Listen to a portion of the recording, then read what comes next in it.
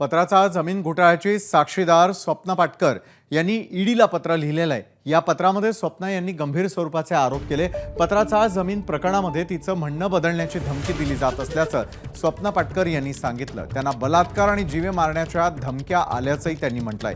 या प्रकरणी स्वप्ना पाटकर यांनी पत्रामध्ये स्पष्टपणे संजय राऊतांचं नाव घेतलंय। त्यामुळे राजकीय वर्तुळामध्ये चर्चांना उधाण आलंय। याच धमक्यांसंदर्भात मुख्यमंत्र्यांशी बोलणार असल्याचं मनीषा कायंदे यांनी देखील म्हटलंय। तर उद्धव ठाकरेंनी सगळ्या महिलांच्या संदर्भात भूमिका घ्यावी असा टोलाही त्यांनी हाणलाय।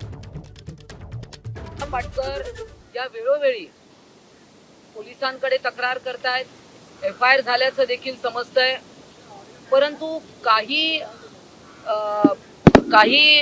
लोक त्यांच्या बाजूने आहेत की काय, किंवा काही लोक त्यांना प्रोटेक्ट करतायत की काय, म्हणजे हा विषय खूपच गंभीर आहे। एखादी महिला आज तिला भीती वाटते की कदाचित तिच्यावर बलात्कार होईल किंवा कदाचित तिला जीवे मारण्यात येईल, इथपर्यंत परिस्थिती पोहोचली आहे। आणि नंतर मुंबईचे पोलीस कमिशनर यांची देखील मी भेट घेणार आहे, यांना देखील मी बोलणार आहे। एबीपी माझा, उघडा डोळे बघा नीट।